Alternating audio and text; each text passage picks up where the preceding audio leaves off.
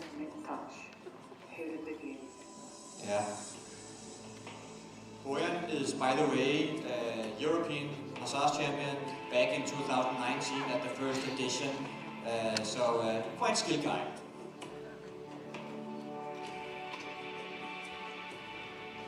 And here we have Rado Gliga. I'm a fan of Rado actually, for many reasons. He's an amazing therapist, being able to do really advanced massage techniques, not only within Thai and Eastern freestyle, but also within facial. And he's an amazing teacher going around teaching all these amazing skills.